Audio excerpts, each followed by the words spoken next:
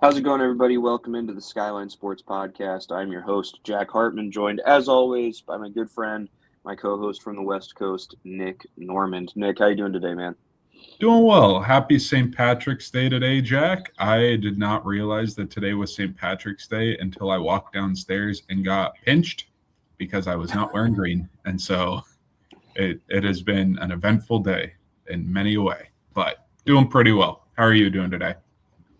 Yeah, doing well. It's very cold here. We had some really nice spring temperature last week and everything, and then yesterday, it got up to 65. It dropped all the way down to 21 degrees last night in the middle of the night, and we got 2 inches of snow. So it's that time of year when crazy stuff, crazy twists, in temperature and weather happen here in the Northeast. So, but uh, but yeah, otherwise doing well, staying warm, and excited to spend some time with you here talking about free agency here in the NFL. Mhm. Yep, stoked to be talking with you today, Jack. First thing, breaking news this morning, Jaylen Waddle got traded from the Miami Dolphins to the Denver Broncos.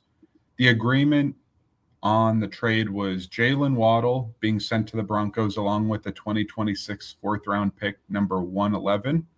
And the Dolphins they receive the first round pick from the Broncos number 30, third round pick number 94, and then a fourth round pick 130.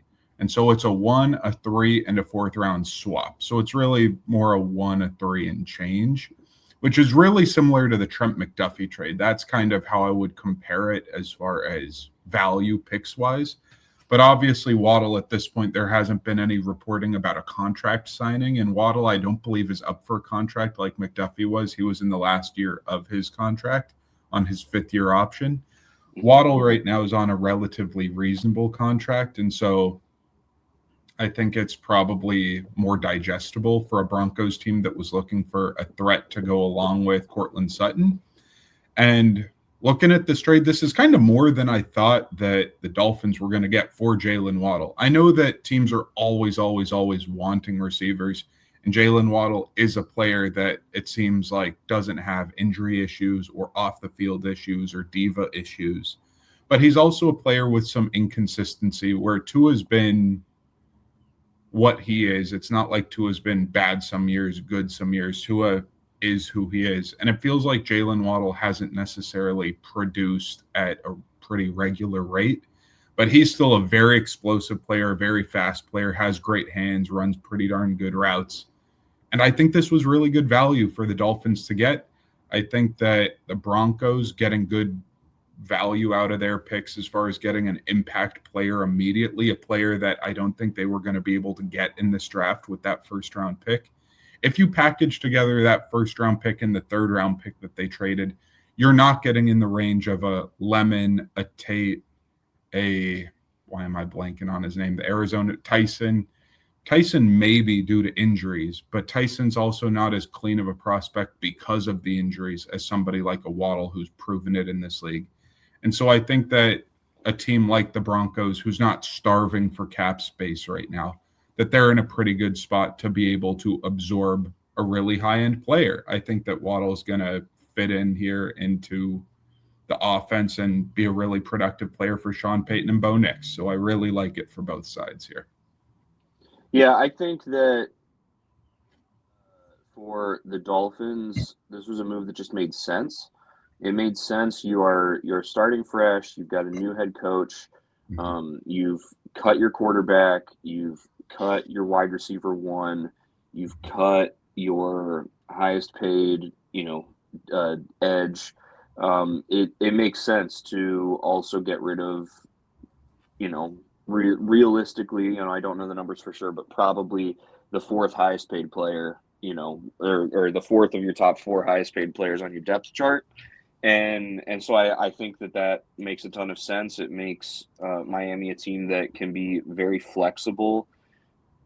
Not really here in the remaining of this free agency because most of the guys have really gotten signed. But when you look at what they have done already, outside of the Malik Willis deal, it's a lot of 1-year deals. re-signing some guys, but re-signing guys that they're not going to be paying, a ton of money to.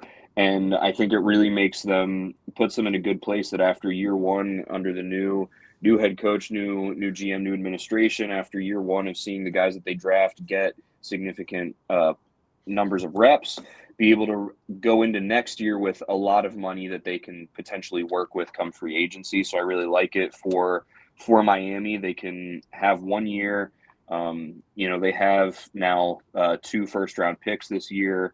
They can make some decisions there, see what they've got, and be able to have money to spend after year one in this system with this administration, and can then move forward with a lot of money to spend, with good knowledge of what they need to go get to take that next step into year two. For the Broncos, we were sort of looking at the Broncos like, deficiencies do they really have? They're sort of at this, okay, we've hit the glass ceiling of good. Where are the spots that we need to punch through to get to great? It felt like, and even still, we're saying that about a team that won 13 games last year. So clearly there's high upside for them already, and so I think that this really really helps. I agree with you with sort of where they were at in terms of draft picks and the top of the top wide receivers. The thing that does make me question it a little bit for them is this is an incredibly deep wide receiver class, like incredibly deep. Like, yes, they're going to be probably beyond those top 3 or 4 guys, but still, you have the likes of Omari Cooper out of Indiana, and Denzel Boston out of Washington, and some other wide receivers that I think can produce very very well, and would have been able to work for Denver Broncos, not even just at the end of the first round, but in the second round where they gave up that pick as well. And we were talking when we did our mock draft a couple weeks ago. I had them drafting the other running back out of Notre Dame, Price, because I felt like that was a big need for them. And this is not a deep running back class, and I don't think they're going to find a really good running back in the third round, or in the fifth round. Like, I think they could find a starting caliber wide receiver at that area. So that's the place where I kind of hold back my praise for the Broncos in this. Though obviously Jaylen Waddle is a really, really great receiver, and when Tua was performing well, Waddle was performing well, and I think he is a wide receiver that lends to Bo Nix's abilities, playing across the middle a lot, run after catch type receiver. So I do like that. I just think that when it comes to Denver, I think they could have done more with what they gave up for better than Jaylen Waddle. I get why you're saying that. I'm also just worried because a player who I like in Malik Willis going to the Dolphins, like, you're banking on him coming in there and him and A-Chain kind of running the ball. And then you're throwing it to Waddle off of play action. You're throwing it to Waddle when you kind of set up a play for him, get blockers out in front, and he can kind of bust a screen, I would think. But now it's like, okay, A-Chain, Willis, that's really fast, like really explosive as a running tandem. But who are you throwing to? Like, when I look at this depth chart, it's like not a lot of proven production. We're talking about a receiving core that's Tutu Atwell, Jalen Tolbert, Malik Washington, Terrace Marshall, Theo Weezy Jr., Taj Washington. Like, those are non-threat receivers. I would think Malik Washington has the highest potential, but like, these dudes are not very proven as far as production. And at tight end, it's not like they have superstar tight end play either. Greg Dulcich is good, but he's been just an okay tight end throughout his career. And then you're talking about Ben Sims, Jalen Conyers, Cole Turner. Like, it's just a who's who of, like, I don't know what you're planning on doing if you're the Dolphins receiving core. Like, who's Malik Willis throwing to? I think they got to draft minimum 1, probably 2 receivers in this draft. And they're probably going to start changing their type of receiver. Jaylen Waddle was their kind of dude. It was Jaylen Waddle, Tyreek Hill, Malik Washington, smaller, speedy dudes. And this might be a signaling of a changing of the guard as far as the type of player they're going for. Yeah, I think, though, with Miami in terms of the concern about them with wide receiver, like they now have one, two, three, four, five, six. They have 7 picks in the top 100, including 2 first-round picks and 5 day 2 picks. And if you're looking at the wide receivers, like, okay, Carnell Tate, Jordan Tyson, Mekhi Lemon, probably not available at 30. But you know who probably is still available? Chris Brazzell, Denzel Boston, Casey Concepcion, Malachi Fields, Omar Cooper Jr., Chris Bell, Zachariah Branch. And those are all guys that will certainly be available at 30, will certainly be available at 43. And the likelihood is maybe one of those guys is available then when they get to 75.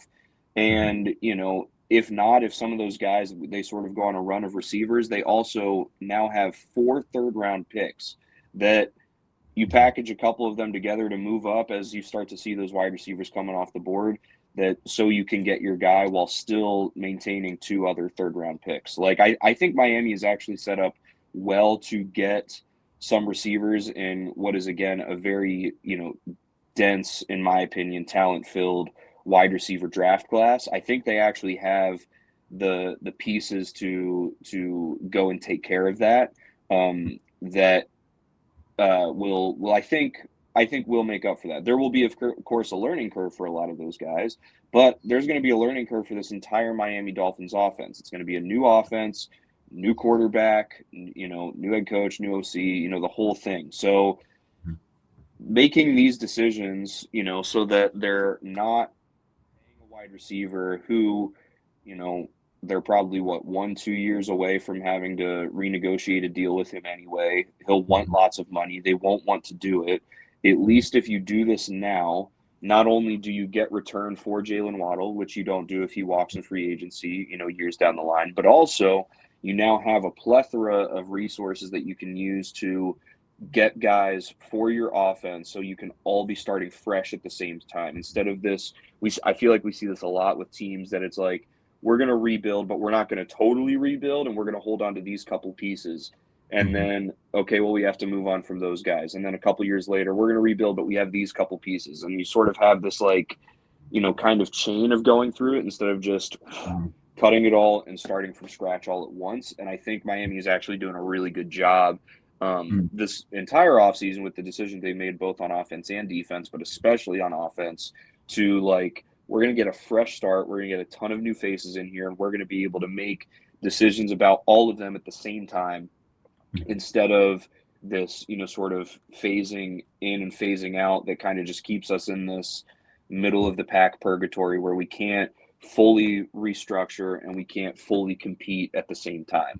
And, I think the thing that you hope for if you're the Dolphins and you're Dolphins fans is that you hit on all 7 of these picks in the top 100 and you get to a point that you're 4 years from now, 3 years from now, and you're having to hand out money to all of them and you're not going to be able to do it.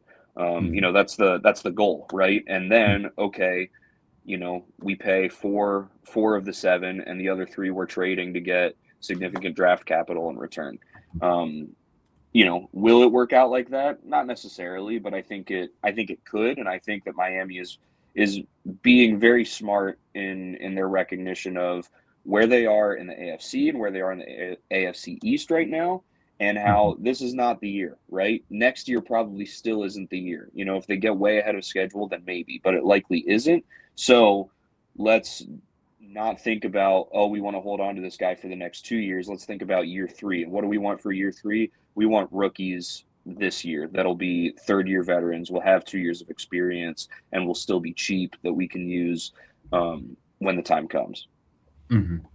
So if you're Miami, I feel like this sets up when you're talking about getting everybody who's on the same timeline, making sure a player like Waddle, who is a good player, but by the time you're actually competing isn't going to be as helpful, kind of liquidating that asset and getting value for them.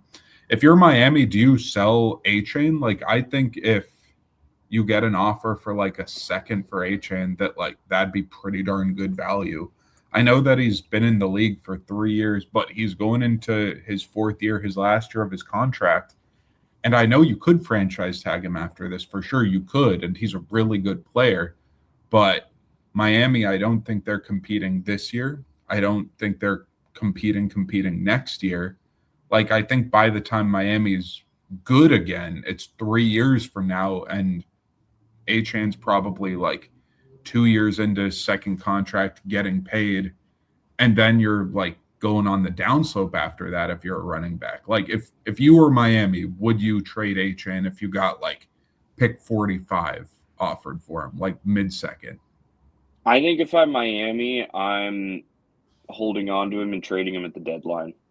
I think we're going to see, because this is such a poor running back class, I think we're going to see some teams that are, competitors, that want to make their playoff push, that are going to be really in need of a strong, high caliber running back that will be willing to pay at the deadline.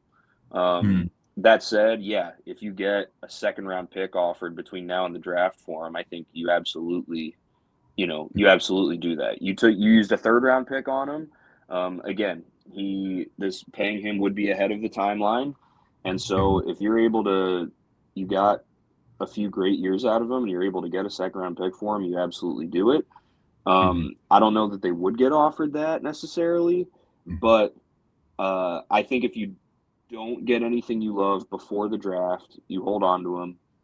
You don't settle for a poor return, right? Just to get him off the books, because again, he's incredibly cheap, right? He was a third round pick. He's going into his fourth year of his 4-year deal that he signed when he was drafted. And I think that because you invested so little money in him, if the time comes next free agency that you just straight up lose him, that's not hurting you as bad as a Jaylen Waddle, who you used a first round pick on, a top 10 pick on, when you drafted him, right? And so I think if you're Miami, if I was Miami, I'm going into the season with Achane. If I'm offered a day 2 pick, I'll take it. Before the draft, I'll take it. But then I'm going into the season with him. You're going to have teams, that are going to be in a position that it's like, dang, they need a running back really, really bad to be that last little spark that they need to make their playoff push and their Super Bowl push. And you trade them then.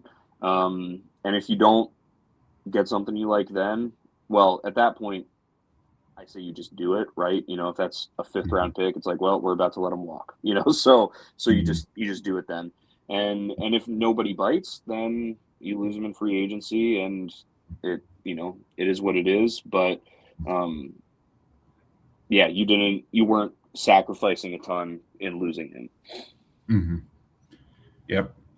Moving on, we're going to be doing some NFL free agency superlatives. So it's been about a week since NFL free agency with the legal tampering period and stuff started. And last Wednesday, of course, was when free agency officially started. So it's been about a week since then. And the moves are finally starting to slow down. There was still obviously the Waddle trade this morning, but it seems like things are starting to quiet. So we're going to do some superlatives of what teams, players, fits as far as teams and players together kind of pop to mind for us. The first one I have for us today, Jack, is thrifty spender. What team do you feel like made some really good moves but weren't paying like top of the market, would you say, this free agency? Yeah, I'm going to go with the Los Angeles Chargers. I really liked what they did, especially on the offensive line. They re-signed Trevor Penning to a 1-year, $3.5 million deal. They signed Tyler Biadasz at center to a 3-year, $30 million deal. I think especially if you look compared to like a deal like the Raiders gave Tyler Linderbaum, obviously they're different caliber, and different age players, but still, you're paying, you gave him a deal with the same number of years for $51 million less. Like that is a significant amount of money there. I like them re-signing Khalil Mack to only a 1-year, $18 million contract for an edge of his caliber and experience, that is really not much. And you hold on to a guy who has been around with your defense now for a few years in the Harbaugh era. So I like that a lot. Um, yeah, I really liked a lot of the deals that they made. Signing Keaton Mitchell to a 2-year, $9.25 million deal. I like that. Obviously, he's going to be running back two behind hopefully a healthy Omari and Hampton. But still, for a running back two, that's not bad. And especially, you got him for 2 years instead of just one. I feel like nowadays we see a lot of times that running back two is just kind of always a 1-year deal and sort of revolving door type thing. So even getting a guy for 2 years at not that much money is not bad, for consistency's sake. So yeah, I really liked what the Chargers did. They didn't spend much. They didn't have much to spend, and I feel like they made the most of what they had to spend in doing so. Mhm. I like that. I like that the Chargers are kind of keeping with their identity too. They're a big physical team. They want a big blocking tight end. They want to shore up that interior of that O line. I like that they're very consistent with that. They wanted to keep Khalil Mack a leader. Makes a lot of sense to me for sure. My team, it's a team we've already talked about today, actually. That would be the Miami Dolphins. I know that I was a little bit mixed about the trade for Waddle, but I think that they made a lot of little kind of acquisitions and moves that I really liked. I just think that a bunch of their re-signings and small signings were really beneficial. A Zane Anderson at safety, I think he's played really solid snaps for the Packers, and being able to get him, I think that's a nice pickup. Marco Wilson has played well in this league as a depth corner. I think Willie Gay re-signing, he's played some solid linebacker for them. Jamari Salyer has been a useful offensive lineman. I think that Tutu Atwell on a 1-year, $1.4 million deal, like that's bargain bin. And I think that the biggest deal that they signed to the most important position being Malik Willis, they signed Malik Willis to a deal that, even though we're talking about $67.5 million, we're talking about 3 years, and we're talking about only about 22 and change $1 million a year. Like that was way below what people estimated the market to be for Malik Willis, even though he obviously has not started many games, played many games in this league. The estimates that I was hearing before free agency were like, oh yeah, $30 million a year for Malik Willis. And they got him pretty easily for much more affordably than that. And I just think that they made a lot of good, smart moves. I think that you don't need to pay super big to be able to get useful players. It's not like they got any superstar players or any players that I feel like are changing their fate this year. But I feel that to be able to reset their cap with now Waddle off the books and Tua off the books and Tyreek off the books and Bradley Chubb off the books, like it just feels like a year that they're going to be able to reset. They're going to be able to get their cap right. They're going to be able to get all their ducks in a row. And being able to get players who can play this year while not screwing over your cap for future years, signing a lot of 1-year deals, I think that sets them up pretty darn well. So I really like what the Dolphins did. Yeah, I agree with a lot of what you said about Malik Willis in particular, and I think the thing that should be said about this is I think Malik Willis this next year with the Miami Dolphins, I think the floor is what we saw Geno Smith do with the Raiders last year. I think the ceiling is what we saw Sam Darnold do with Seattle last year. Now, that does not mean the Dolphins are going to the Super Bowl, but in terms of quality quarterback play, and with either of those situations, you're paying him way less than both of those teams were paying those quarterbacks. And if Willis is as bad as Smith was last year, you go, all right, you chalk it up to, hey, it didn't work. And for a starting quarterback, what we gave him is not that bad. And we can probably trade him to some team that will take him as a backup, will take on that money, give us a 6th or 7th round pick, and, it will be a nice experiment, basically what the Raiders did with Geno Smith. Or he could be very good, and you're like, hey, you know what? We actually kind of have our quarterback of the future, and we have him for 2 more years at a bargain compared to a lot of these other teams. And we were asking after the Super Bowl and the Seahawks winning and just sort of evaluating the whole of what the Seahawks did this year. We started talking about like, hey, you know what? Maybe the Seahawks just showed us that instead of you either win with a really good quarterback who's on his rookie deal, so he's cheap, or with a really good quarterback who you pay a lot of money and is good enough that he's able to bring everybody else up to his level. The Seahawks just showed that you can win with a quarterback that's right in the middle. And, I think there's reason to, be optimistic if you're Miami and if you're Dolphins fans that, hey, we might be able to see that with Malik Willis. Obviously, again, they're starting in a ground floor that is, far lower than what, Sam Darnold was with the Seahawks. But, you know, give it the 2 years. Let's see how it plays out throughout, the entire deal. And you might come to find that you got a really great quarterback or a really good quarterback at a really great value that, can make you competitive in a loaded AFC and especially a loaded AFC East. Mm-hmm. And I think it's just going to be kind of fun for the Dolphins, where they've gotten used to Tua for the last half decade or so. And Tua is Tua.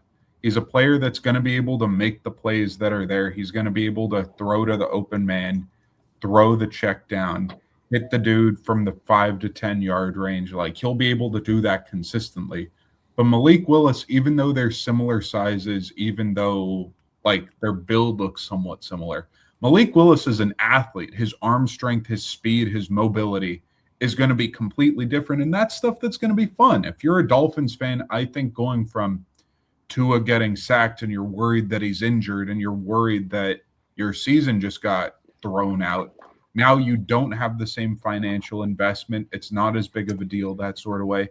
You're going to watch him slinging the ball downfield. You're going to watch him making plays with his legs. And I think it's just going to be more enjoyable as a Dolphins fan. It's a reset. You knew with Tua you were never going to be able to hit that ceiling. And even with Malik, even though this isn't a Super Bowl team, I think it's going to be way more fun. And that's kind of just a good time for Miami fans. Our next superlative we got, Jack, that would be a team that missed out. Just what team do we feel like this free agency, either there wasn't a player that would fit kind of what they needed, or they shot for a dude and they just kind of missed? Like, what do we feel like as a team that just like did not get a hole filled that they needed? Yeah,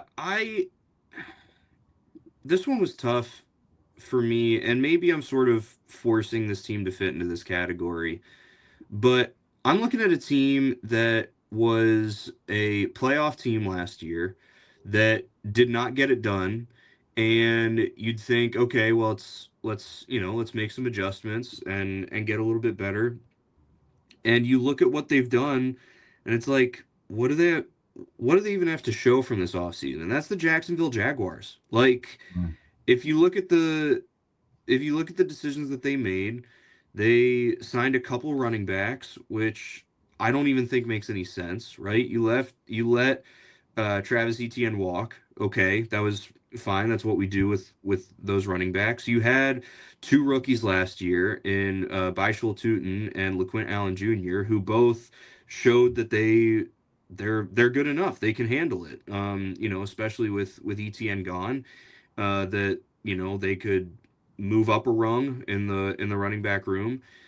And so then you go and you sign DJ Dallas and Chris Rodriguez Jr., and it's like, okay, well, were you really not satisfied with the running backs that you drafted last year? And if so, is running back is the running back position the reason that you did not get it done?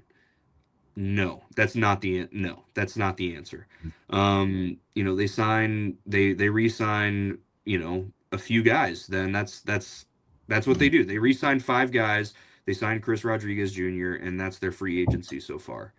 And I just don't feel like that was what was necessary for this Jacksonville team to get over the hump. I mean, if we remember, they were competing until probably I think after week 17 they were eliminated from it, for the 1 seed. Like, they were within a game there of being the top team in the AFC, right? And so, but they weren't, and then they lost their wild card round game. So we can't just go, well, hey, you know what?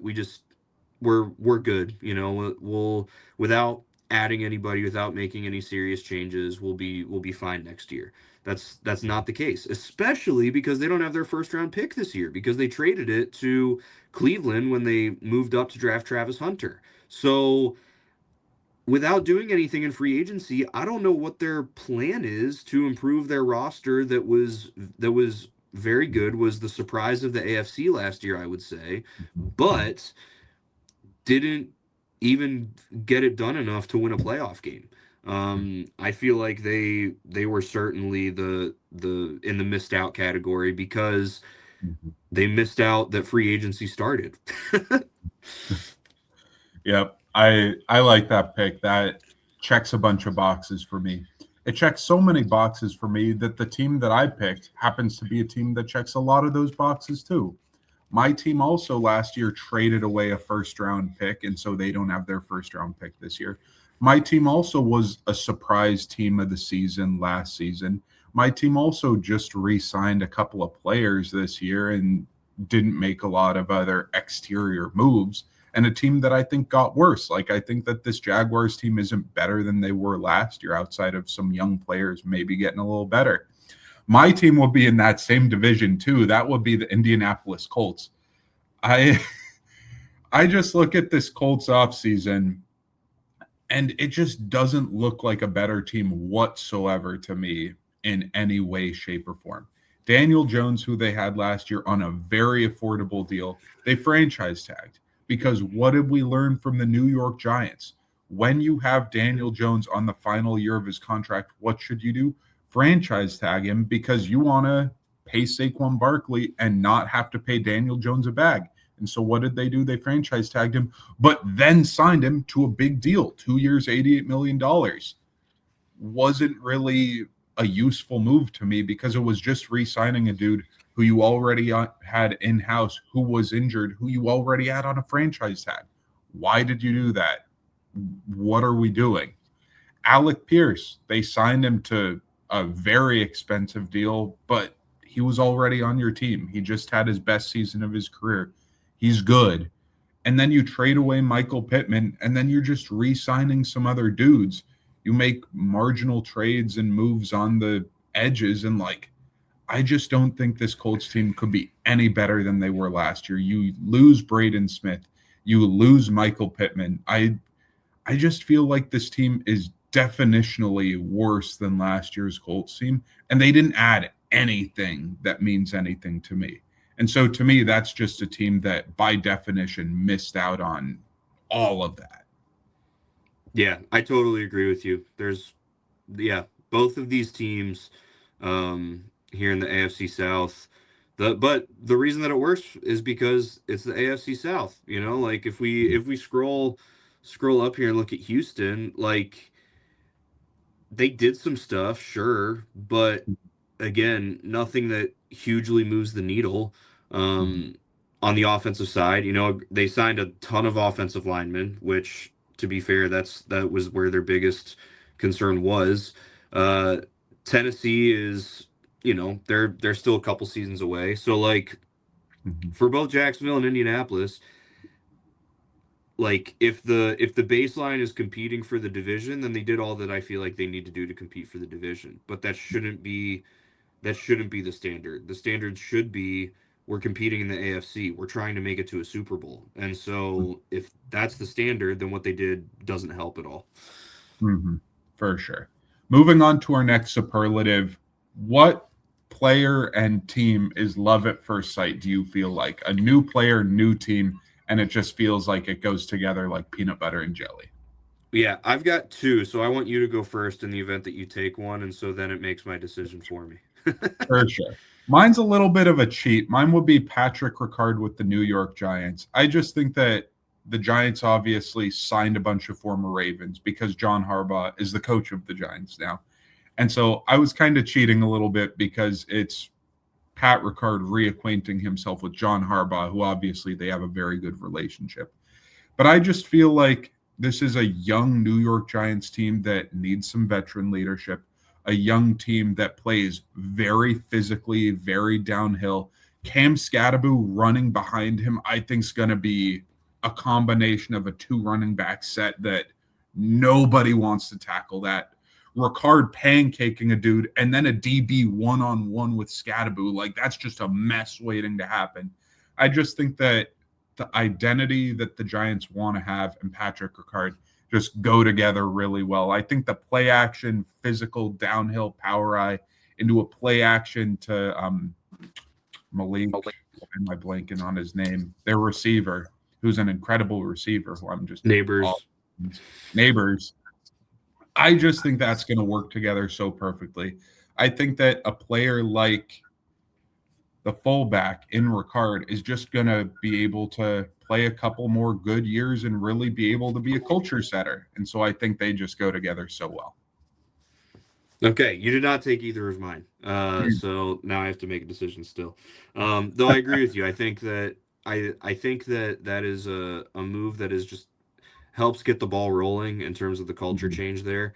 Doesn't move the needle on the field, not a ton, but it's something, and that's what that locker room needs. I'm gonna go with the Los Angeles Rams and Trent McDuffie.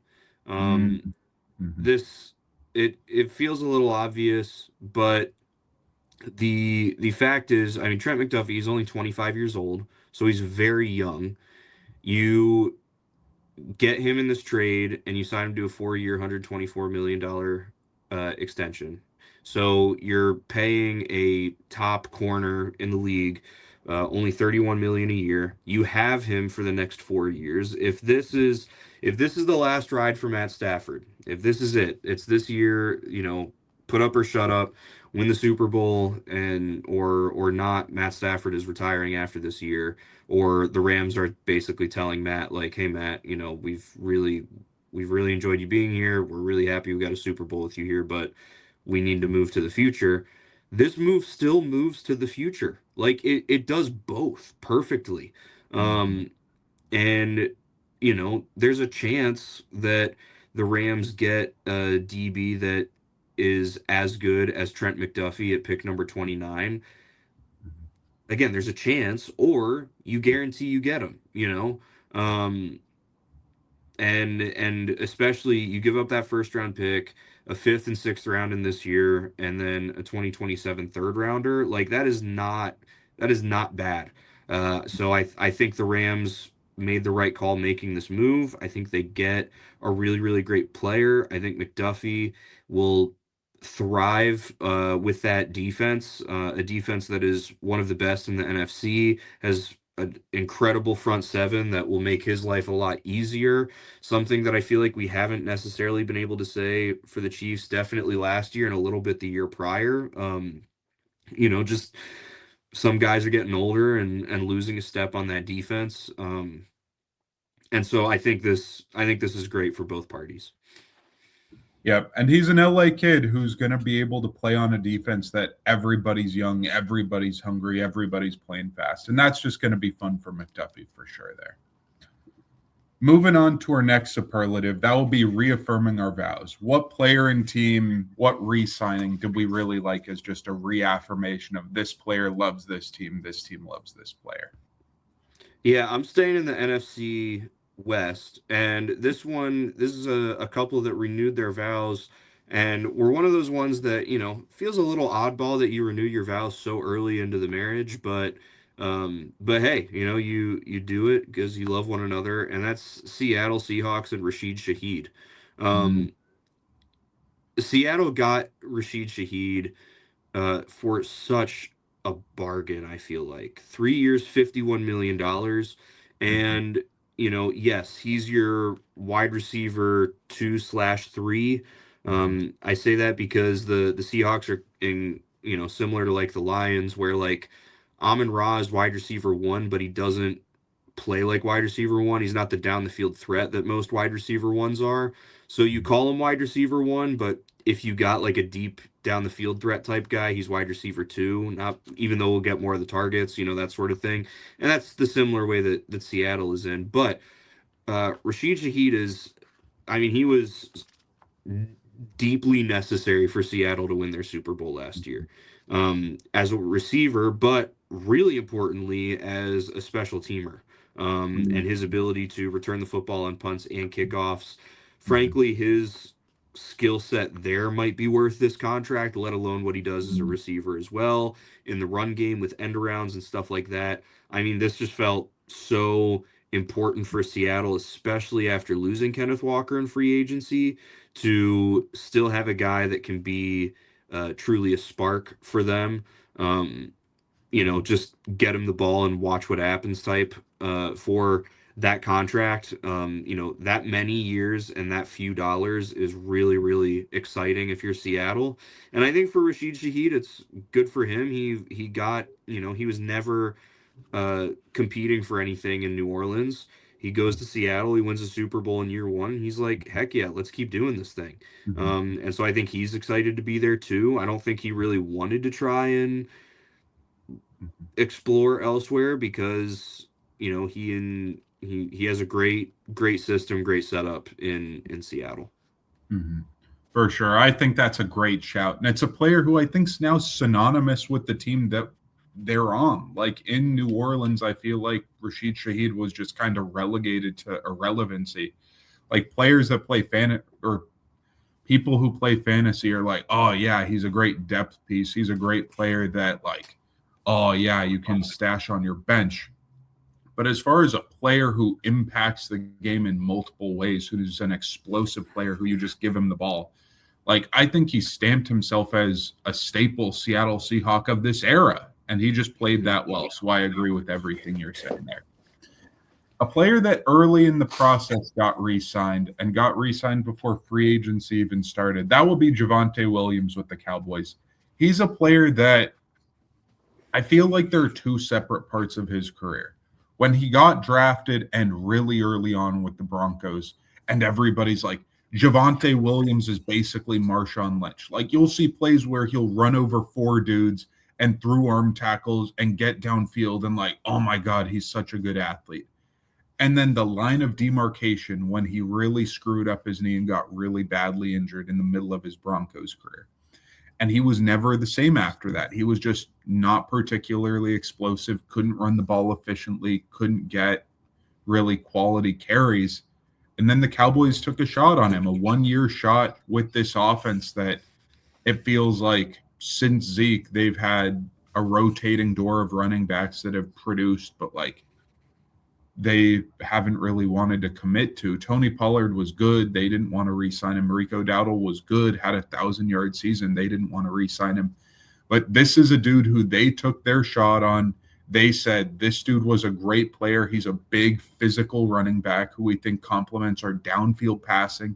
And he really showed out. And I think rewarding him with a good-sized contract on a team that the offense is really explosive, you're going to have massive running lanes because of the threat of those receivers. And I think that it's just a really awesome fit. I'm really happy that they stayed together and think that he deserved every penny of that contract. Yeah, I agree. I think Javonte Williams fits well there. I think that this is also a good sign for the running back market that you have a guy like Javonte Williams has an injury history, is 25 years old, but is getting a 3-year, $24 million deal. Is that much relative to wide receivers, defensive ends, quarterbacks? Of course not. And corners, of course not. But still, there was serious concern for, the whole running back position that before Saquon got his deal with the Eagles and Derrick Henry with the Ravens, that, a couple years back that you were going to get through your rookie deal, maybe if you were good enough, get tagged for one more year, and then that was it. Your career was over basically because no one wanted to pay you. Well, it shows if you can, produce, teams will pay you. Again, not double-digit million a year, but still, money, right? And it would not surprise me if Javonte Williams stays healthy through the end of this deal. He'll be 27, 28 years old.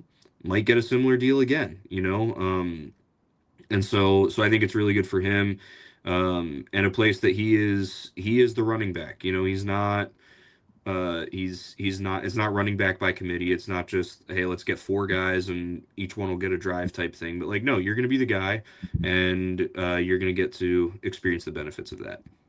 Mm-hmm. For sure. For sure. Moving on to our next superlative. Who got the biggest bag? Like, what dude do we just feel like gotta be so stoked getting paid this offseason? Yeah. I'm gonna go to the Washington Commanders, and Mm-hmm. I'm looking at Laramie Tunzel. So Laramie Tunzel got a 2-year, $60.2 million extension, including $52.65 million fully guaranteed. Mm-hmm. He's 31 years old. Mm-hmm. He's been an offensive tackle his whole career. Started in Miami, got moved to Houston, and Houston then traded him to the Commanders. Mm-hmm. I think that he got incredibly overpaid, personally. Wow. I think that he's a very good offensive tackle, but again, he's getting on the older side.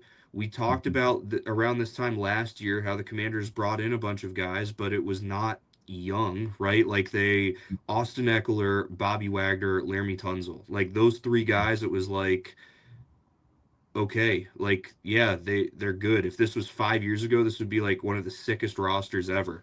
Um, but it's not. Washington was a team that it was like, what do they do in the draft? You know, of course they have to take an edge, but what else? Well, offensive line was rough. You really need to protect Jaden Daniels because everyone talks about he's, says like, oh, he's so small and dainty, right? Like that, all that crap. Which your quarterback has to be healthy for him to be successful. Mm-hmm. So I just don't I don't know about paying Laramie Tunzel this much money. And so if I'm Laramie Tunzel, I'm incredibly pleased and happy about the amount of money that I'm getting. Of course, sure, he would have rather it been 3 years, 90 million instead, right? But still, 30 million a year for him at this point in his career, I think is very, very good for Laramie Tunzel. Mm-hmm. Yeah. For sure. Laramie Tunsil got paid. He's a dude who's been good for his entire career. He's made 5 Pro Bowls. He's been very good. But I think this is a cautionary tale for a Washington Commanders team that kind of got high on their own supply of last year's Jaden Daniels as far as rookie Jaden Daniels. Where Mm-hmm. when you have a dude who overachieves, who is great out of the box, it makes you want to be like, well, he's great. We need to get win now players because we could just win this whole thing right now. And so they got win now players. They invested really heavily in the here and now. But the thing is, like, you have so many assets that are going down and not a lot of assets going up. Like even Terry McLaurin, who was by far their most explosive receiver and still their best receiver by a country mile, he's a player that's more going just maybe around the peak of his career. And besides that, like I couldn't really name for you an explosive player on their team, a young, like up and coming sort of player outside of Jaden Daniels. Like they are just a team that has a lot of players on the wrong side of 30, a team that has paid a lot of dudes very, very well who are not playing that well, and a team that I think just is not going to be able to hit their ceiling like they did with rookie Jaden Daniels again. So I really like that pick by you. My pick is going to be a dude that got so notoriously overpaid. He reset the market by a bajillion dollars.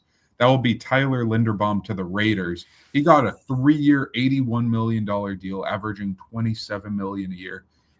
It's such a ridiculous overpay that the next highest paid center was getting paid $18 million a year, and he got paid 1.5 times that.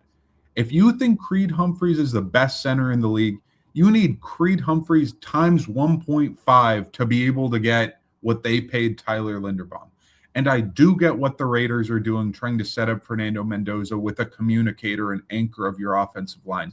But good God, could you not have done it for 21 or $22 million a year? I think you could have. The fact that they signed this contract is absurd. I don't think there's a shot that you get out of this contract early because, like, what the hell are you doing? It's a 3-year contract. Like, you're not cutting him after a year or two with a contract this big. and he's a center. It's not like you're going to find a better center around. Like, this just seems like a what are you doing? Maybe he plays incredibly well, Pro Bowl, All-Pro type player, but like he's got to be walking on water kinds of good to deserve this kind of money. And I don't think he's that kind of player. Like, man, he got the bag. That's for damn sure. Yeah, no, I agree with you. When I knew that he was going to be a free agent, I wanted Detroit to take a swing at him. Obviously, because center is was such a downgrade from them last year from years prior. And then I saw what Vegas paid him, and I was like, okay, no, we can manage something far better than that. Because yeah, it's so much money. It is so much money, and it's the reason why I was impressed with their division foe, the Chargers, and what they did, and getting Tyler Biotish for what they got him. Because yeah, wow, no no complaints there. For sure. For sure. Moving on to our second to last of our free agency superlatives, and that will be basically what team I didn't find a good way to phrase this. So I'm just going to say, what team do we feel like just went spending, but we don't know it's going to be a big impact? Like, what team do we feel like the money's basically lit on fire right now as far as these free agency acquisitions? Yeah, I'm gonna go with the Buffalo Bills. And while I do think that they are going to get impact and production out of these moves, I think that they aren't going to get as much as they could have with spending money in different places. And I think they paid some guys like they paid top dollar for guys who are, you know, second tier, at their positions, right? So they give up, um, the second round pick for DJ Moore. Okay, and it's like, oh, at first you look at it, you're like, hey, Buffalo finally got Josh Allen, an established receiver. For being totally honest, DJ Moore is a wide receiver too. You gave up a second round pick for him. Also, that probably means you're out of the AJ Brown sweepstakes. Was that really the best call? You signed Bradley Chubb to a 3-year, $43.5 million deal with $29 million guaranteed. Okay, great. You go get an edge. How much different is this really than when you tried to make the Joey Bosa thing work and when you tried to make the Von Miller thing work? You go and you sign Dawson Knox to a new 3-year contract. Okay, are you admitting that Dalton Kincaid just didn't work? Or, like stuff like that, that it's, even, I mean, they didn't give him much, but to give CJ Gardner Johnson at this point $6 million a year feels like, really, like that's what we're doing. Like, I don't like what they did. I think they spent money on the right positions. They just didn't spend them on the right guys. That's really what I would kind of boil it down to, what they did this offseason. They have signed or re-signed 0 offensive linemen. I mean, granted, they have a good offensive line, and Josh Allen is, able to make do with poor offensive line play. We've seen that before, but still, like, not even going and getting a guy to be like your number 7th offensive lineman when when 2 of your starters inevitably get hurt. Like, okay, but yeah, no, go ahead, give Bradley Chubb $43.5 million. Like, I just, again, I felt like they knew what they needed to do. They just did it badly. I think that's the best way to sort of describe how I feel about what Buffalo did. The other way that I heard it, like, I think this is a great pick by you, is basically that their head coach and their GM are just on different timelines. Their head coach is like, okay, this is year 1. I'm going to be able to build from the ground up with Josh Allen. Like, I already have a great relationship with him, but I've got a runway. And their GM is like, we got to win now. Like, if we don't win, I might be screwed. I might be out of here. Like, I got to start making these moves because we're trying to win now. And just that lack of a plan as far as being on the same page, I think that's a problem for sure, because it feels very disconnected. Yeah, and I feel like what we're seeing with everything that the Bills have done this offseason is I feel like we're seeing that Josh Allen for his time, or not the entirety of his time, but over the last 5 years, Josh Allen has made the Bills look like a far better functioning franchise than they really are. Mm-hmm. Um, they fire Sean McDermott. It's like, wow, that's a bold choice. But you Mm-hmm. know what? Hey, you felt like you needed to get somebody else in the room, revamp things. Get it. Okay, go ahead, do it. And then you hire a guy that was already in the locker room. That doesn't make any sense. But Mm-hmm. okay, your GM is a total moron, and we all know it. And you give him more responsibility this offseason. Uh-huh. Like, I think it just goes to show that Josh Allen is so good that he has made the Buffalo Bills look like a highly functioning Mm-hmm. organization, and they Mm-hmm. really aren't. That's Mm-hmm. sort of how I feel about Buffalo this Mm-hmm. offseason. Mm-hmm. For sure. For sure. My team that I would use for this particular superlative, that would be the Tennessee Titans. The Tennessee Titans, they went on a spending spree this offseason. They signed a bunch of dudes to big contracts, dudes like Wandale Robinson, Daniel Bellinger, Cordale Flott, Alante Taylor, Joshua Williams, John Franklin Myers. Like they were just paying a lot of dudes. And a lot of these dudes have a string in common. That will be because their OC that they just hired will be Brian Dable. Brian Dable, former Giants head coach, questionable as a head coach, but he seems like he's a good offensive coordinator. So Brian Dable wanting to bring in a lot of his own dudes. So what did the Titans do? Bring in a bunch of Giants. They brought in Wandale Robinson, Daniel Bellinger, Cordale Flott. They brought in a number of Giants. And so, what do I think the Titans are going to do? I think they're going to do their best impression to be the New York Giants. The fact of the matter is, that's not the goal that you should be aiming for because the Giants aren't good. Brian Dable got fired because his team wasn't good, even though they were fun. They were not good at football. And so I think if the Tennessee Titans win 6 or 7 games this year, that's going to be a step up because they looked like they could have lost damn near every game last year. Like considering their first win of the season, I believe, was that Cardinals game where a Titans player fumbled, then the Cardinals recovered it, and then they fumbled, and then the Titans scored a touchdown to win that game late. Like this was a team looking like a disaster number one pick, easily back-to-back number one picks. And they somehow fell to the 4 slot of this NFL draft. And I think they are going to be better than what looked like the worst team in the league last year, but they might turn out to just be the 5th or 6th worst team in the league this year. That will be an improvement, but that's not the goal. Sucking and sucking less is not a big enough margin that you're trying to bridge. You are trying to be a good football team, and these are not moves to make you a good football team. You might just be a less incompetent football team, but that's not the goal. So I'm going with the Tennessee Giants. Yeah, no, I think that that's a strong choice. Yeah, Wandale Robinson, committing to him for 4 years and 78 million is a choice, to say the least. Mhm. Um, I do, yeah, I do wonder what this will look like, what they'll do in the draft. Mhm. I think I'm still not sure how I feel about Robert Saleh as the head coach, because obviously he's a very gifted defensive coordinator, Mhm. but his time at the Jets was not great. How much of that was marred by Aaron Rodgers and kind of the fiasco that Aaron Rodgers at the Jets was? Who's to Mhm. say?